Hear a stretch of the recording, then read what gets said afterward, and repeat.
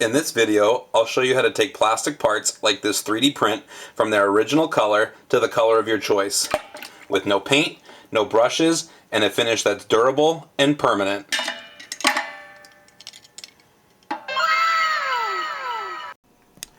This simple dyeing process takes under an hour and works on PLA, ABS, PETG, Nylon, and even Delrin. So whether you're building droids, cosplay gear, or trying to change the color of your plastic parts, this is a great alternative when your filament color isn't exactly what you're looking for. Here we have everything laid out that we're going to need. We've got our dye, RIT Dymore. It's for synthetic fabrics. You want to make sure that that's what you get. The RIT Dymore for synthetic. We've got some protective gloves so we don't get dye on our hands. We've got our thermometer, the pot that we're going to be using. Make sure it's your wife's best. A camp stove so we can heat up the water. We're going to need to bring it close to boiling, almost 200 degrees Fahrenheit. In this case, I'm going to want to be dyeing these tracks. They're made of acetyl or Delrin. I want to be dyeing these. I've also got our benchies out of the materials to see how that's going to work out for us. We've got our PETG, ABS, and our PLA. What I'm going to do off camera is I'm going to take the tracks, put them in the pot. I'm going to bundle up our benchies based on material, so that way we can have them weighted down in the dye solution. And I'm going to fill the pot up with water and start getting it up to temperature. All right, so we've got our pot with our benchies tied down. What I did is I put them on a string with some washers as like a weight to weight them down so they'll be submerged. We've got the parts that I'm trying to dye, which are my treads for my full-scale Wally build, and I'll have to do it in batches because I don't have a big enough pot. So we're going to go ahead and get this going here. Got us lit, and now we wait. So I'll be back once the water starts boiling. All right, we're about halfway. 15-20 minutes of it heating up. I'm going to go ahead and check the temperature. Read the bottle of the dye. It says to give it a good shake, so I went ahead and did that. Also says to add like a teaspoon of dish soap, so I went ahead and added that. I'm just kind of mixing it up, knocking off all the little bubbles that have accumulated on the surface of the parts. Right now we are at 143 and climbing. On the dye itself, it says it wants it to be about 200 degrees Fahrenheit.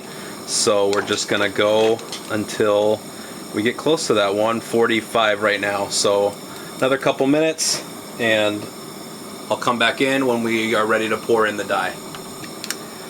I can feel the PLA benchies are getting soft, whereas the ABS and the PETG does not really have any difference in feeling. But the PLA benchies are definitely like soft. I can feel it on them as I move them around with the thermometer.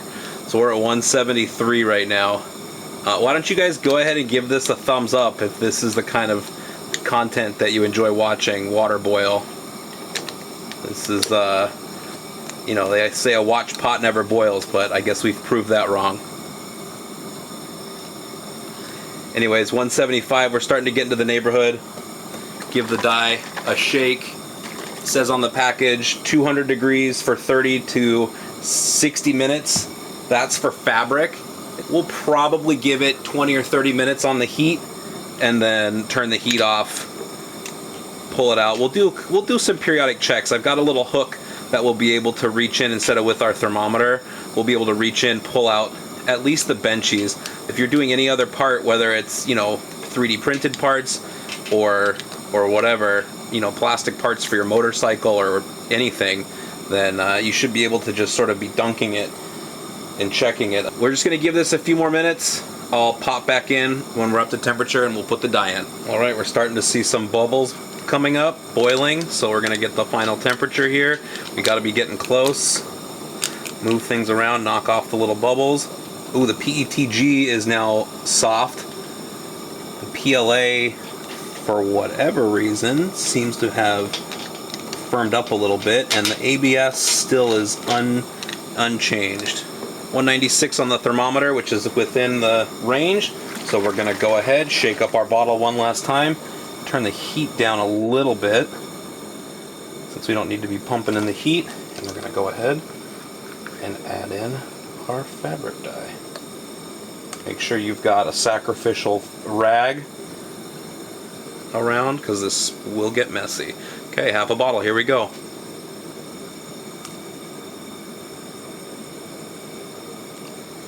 Okay, that's about half. Close that baby up. We'll get our mixing implement, so we're not using our thermometer anymore. Give it a good mix.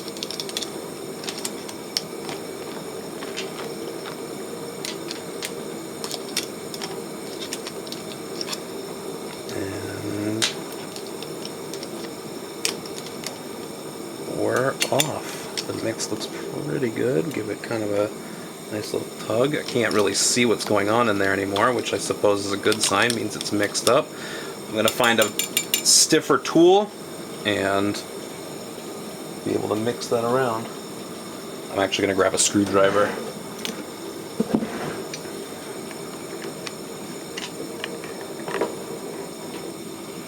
Give it a mix. Yeah, I can't see anything anymore. Oh, we can see the benchies coming up. Okay, yeah, definitely on this one, getting a little bit of color already. Yeah, they're definitely darker. Let's see, what about this one over here? Oh yeah, that one's really soft. I think those are the PLA ones. Well, I'll just have to... Alright, after a couple minutes, we'll check it after like 5 minutes. I'll come back and we're going to put on a timer. We'll be back. Alright, we're just at 5 minutes, just over 5 minutes. Let's take a look here. What? No way! Oh man, that's crazy! Look at this. Those are the PETG. Okay, well, so they're a little warped, but that color is so different. This is, here, let me grab one of the other ones, the undone ones. That was what they looked like. That's crazy! Okay, well, so, okay, for the 3D prints, I suppose if you dialed in your temperatures better, you'd have a better shot at not deforming your parts. So you'd have to experiment with going at lower temperatures, but you can totally dye. Let me see if I can find another one. That's crazy. Okay, that's the PETG. Hold on, here's this. Which one is this? This is the ABS. Okay, again, they're white. They're kind of turning out more brown, maroon. I don't know if you can see that on the camera, but they're more maroon, brownish color. Oh, there, you can see actually it hasn't gotten in that spot. That's interesting. There we go. That'll solve that. That's wild. I cannot believe that. Keep this going. We're at just over 6 minutes. I am shocked. I did not expect that. All right, we're at 10 minutes. Just under 10 minutes, 9 minutes and 40 seconds. By the time I hook it in, it's going to be 10 minutes. So I want to see if I can grab the treads and pull the treads out, see what I can see. See how that's taking the dye. Those are made of acetal or Delrin, so they're going to be much... Oh, I got it. Here we go. That's crazy! Oh, I'm so excited. I cannot believe how good that's looking. That's so great. Oh man, this is only 10 minutes in. I'm probably going to only give it another 15 minutes, or another 5 minutes, 15 minutes total. And then I'm going to put in the other one, since I have another one to do, but I'll do that off camera. But this is crazy. I am so excited with the way this worked out. So we're just about at 15 minutes.